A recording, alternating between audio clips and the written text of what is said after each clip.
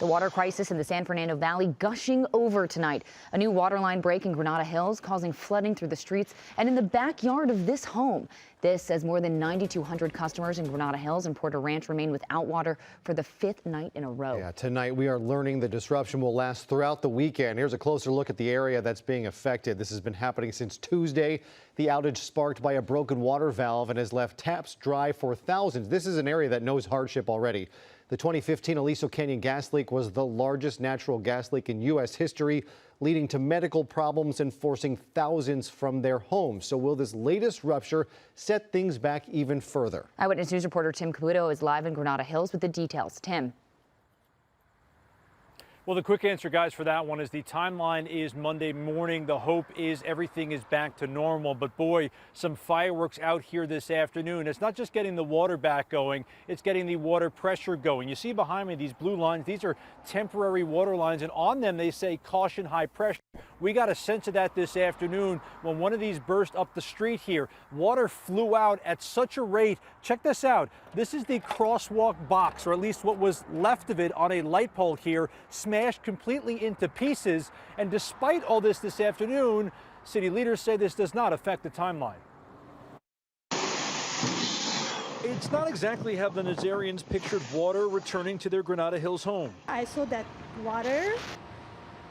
I was like, wow, what is that? They watched on their now broken security camera as the powerful deluge from a broken pipe on Balboa and Cessna damaged their fence, dented their gutters, and even somehow ripped off a huge tree branch and tossed it into their yard. Thankfully, no one was home, like their 4 grandkids, who are almost always over and in the yard.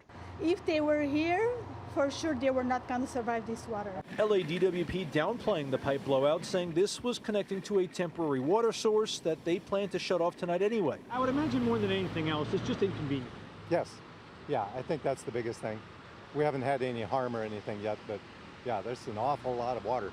This dramatic scene, which sent countless gallons of water flowing down Balboa, happening minutes after city officials pleaded with residents of Granada Hills and Porter Ranch to conserve water for the remainder of the weekend. We are very concerned that if people continue to use the water that is coming out of their faucets today, it is going to delay the ability of the DWP to get the line back and restored, and for your use of water to be back to normal. Over the last 2 days, many of the 31,000 people impacted have seen water return to their sinks and showers, but families are being asked not to use it because it impacts efforts to repressurize the system. You might think in your house, it's just a toilet, nobody's gonna see me. But when everybody does it at the same time, we feel it on the system. We see that consumption and the tank coming down. Since Wednesday, they've handed out more than 1 million bottles of water, and that'll continue Sunday. They've nearly reached the broken valve that's more than 20 feet underground, the last few feet being dug by hand as to not damage the oil, gas, and fiber optic lines they're working around.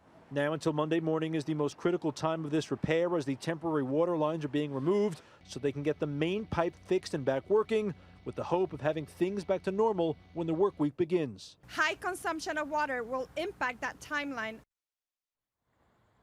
So they're not actually going to replace the valve in that spot. They're just going to put a new pipe there. The valve's like 60 years old. It's obviously in a difficult spot to reach, so they're going to put a new valve in a different spot. They also have to test the water once thing gets flowing.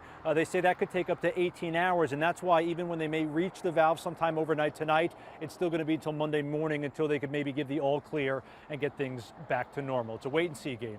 We're live in Granada Hills tonight. Tim Caputo, ABC 7 Eyewitness News. Boy, it's hard to give people water back and tell them not to use it. We'll see how this goes this weekend. Tim, thank you. And we will stay on top of this developing story on the water crisis affecting thousands in the San Fernando Valley. We'll continue to bring you updates on air and online and push out any breaking alerts as they come in.